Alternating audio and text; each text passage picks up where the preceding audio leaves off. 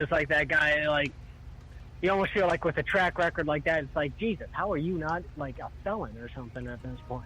Yeah, like, he's By like, hockey term. he's So, a Ray Lewis type. So, I don't know. I don't get it. Oh, no, this dude's, like, I think the better NFL comparison, Eric, maybe you can help me out on this, is like Vontaze Burfict. Is that who that was for Cincinnati? Cincinnati, The guy that keeps alligator rolling everybody? Yeah, it was him and James Harrison and the Steelers. Oh, yeah, I remember him. Yeah. Harrison was like that, too. Not quite as bad as Burfict, I thought. But Nobody's as bad as Rodgers, though. Yeah, Rodgers.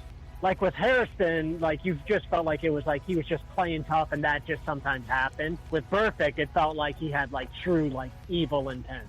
So. And then of course the whole Saints bounty hunting thing.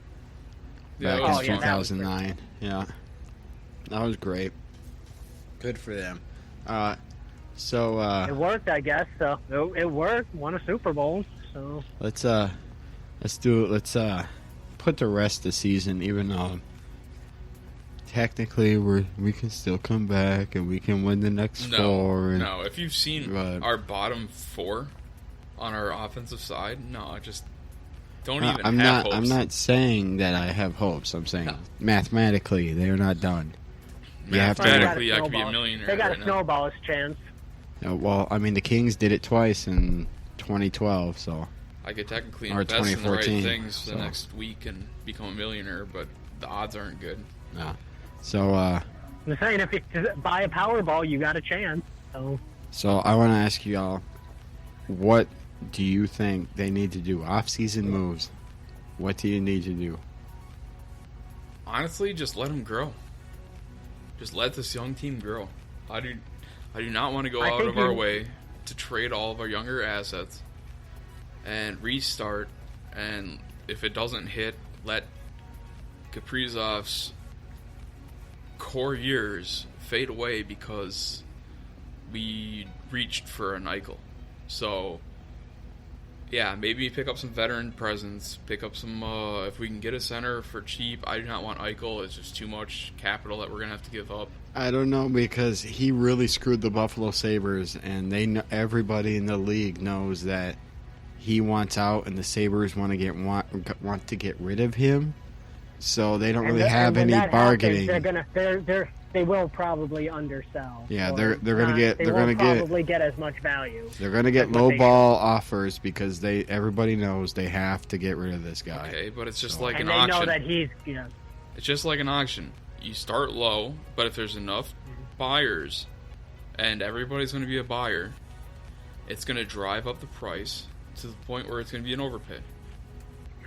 Well, not everybody's a buyer. The whole league is not a buyer. What they could do is they could just not protect him for the expansion draft and let Seattle take him if they really wanted to. They wouldn't get anything from it, just his contract off of their cap space. Eichel have a bigger contract, right? Did he sign like a bigger extension and has a no move clause? It's been past his 5 years or whatever. Let me look it up.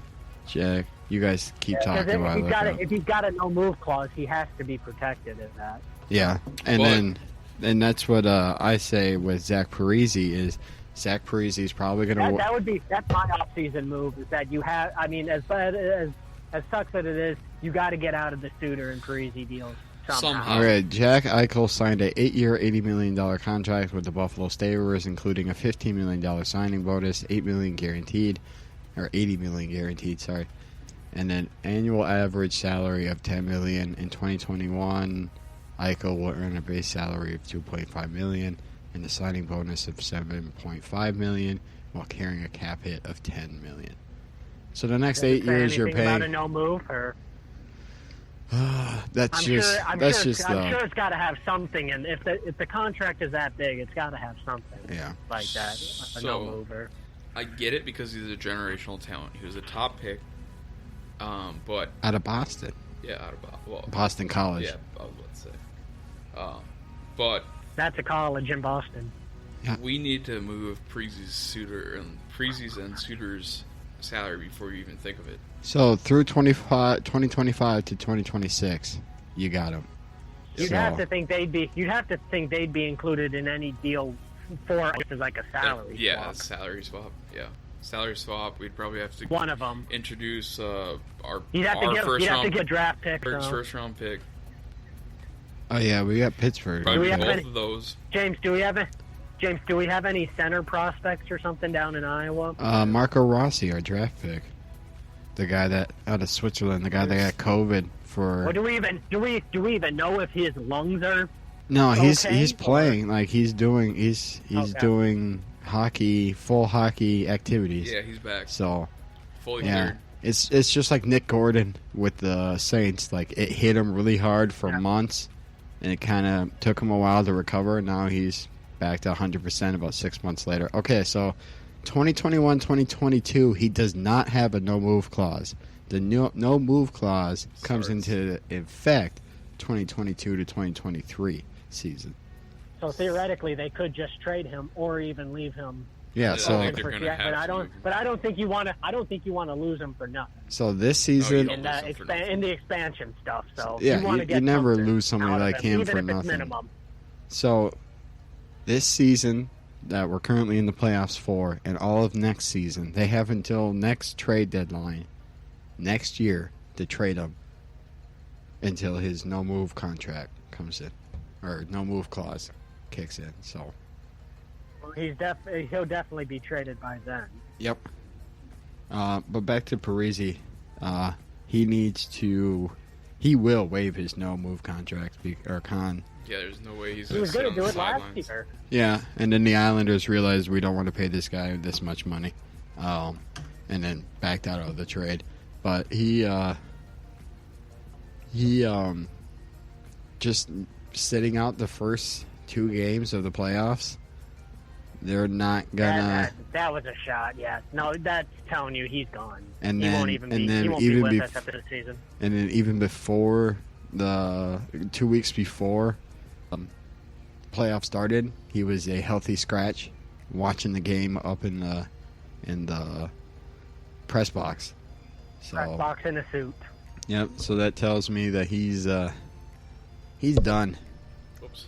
So he's he's got a no move clause through his whole contract, which ends in 2025. Which is 4 years from now.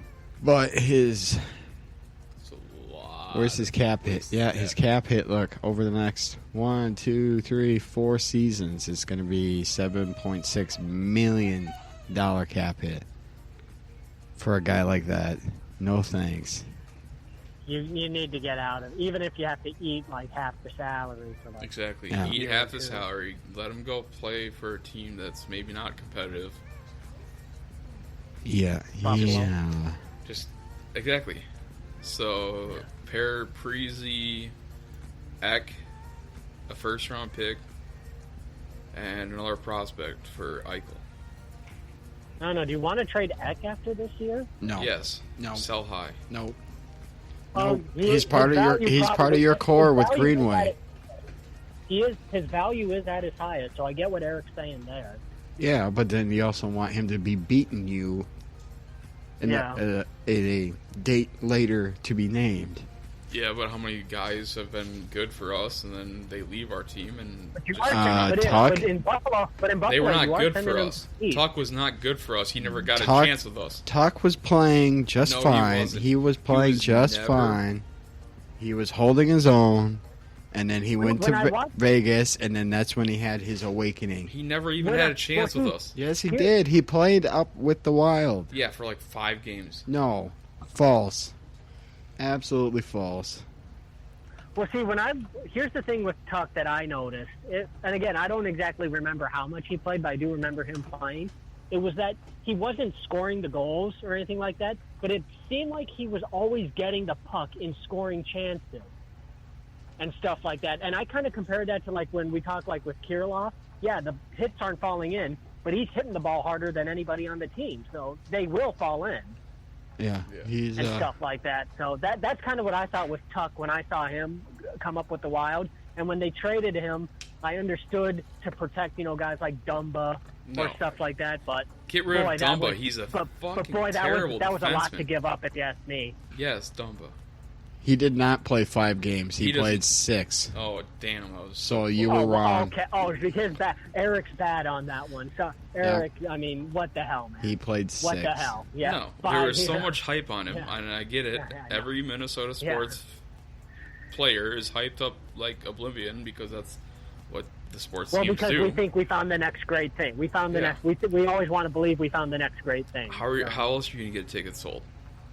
Sell tickets. I don't know. That's their business motto. The Twins did a pretty good job with that $5 ticket sale. Yeah, I'm sure they did. Yeah. $40 beers, $5 Do you get, tickets. do you get a foot long sandwich? The with that? Twins don't control the alcohol price. That Delaware North, the company that owns the concession rights, are the ones that set the prices for it. And then the Or the Twins, individuals, and then or the the Twins individual just vendor. collect a leasing fee. So, yeah, that's what it is.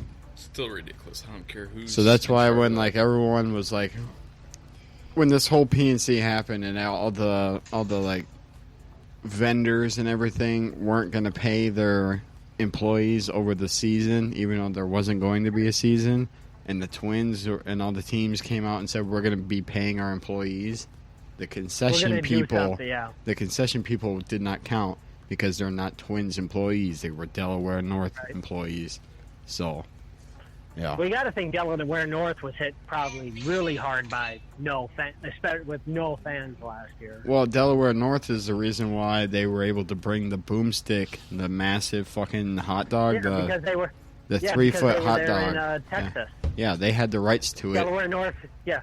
Delaware North also is the company that concessions the Texas Rangers when he was out there. Yeah, so they have the rights to it. So when he signed with the Twins, they were able to bring it back without no copyright infringement or anything like that. So yeah, that is that. Even I didn't know you could copyright a hot dog. And on this edition of the Dumpster Fireside Chat, business talk. Yeah, Eric, let's talk business. Shake my hand. Let's make business. All right, make sure you get your tax ID, your Minnesota ID. Sign up for your S Corp election. And sell low, then, buy high. Then come over and talk to me about getting your cookbooks set up and your financials set up. And let's Cookbooks. yeah, we're gonna cookbooks. That should be an alternative financial. I thought you're not supposed to cook the books. No, just cookbooks. Cookbooks.com. Follow me on hashtag cookbooks. All right, no time to self-promote. Okay, here's a good one right here. Or to talk about crime. Here's a good tweet from Pro Football Focus. All right, you got to rank. I like Pro Football Focus. They just tweeted this out. Well, they tweeted it out 4 hours ago. Now it's all over Twitter. Rank these quarterbacks, number 1 to 4: Jimmy G, Ryan Tannehill, Derek Carr, Kirk Cousins. Okay. I'll let you guys think about that for a little bit. I don't need to think about it.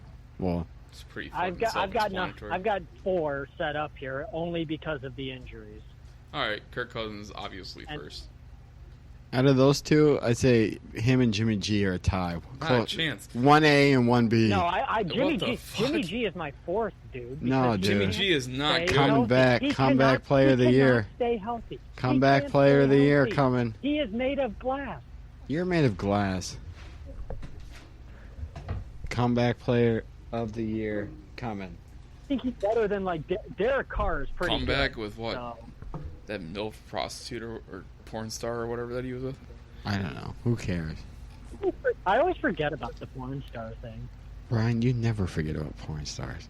Yeah. So, Brian, what's your rank? What's your rank?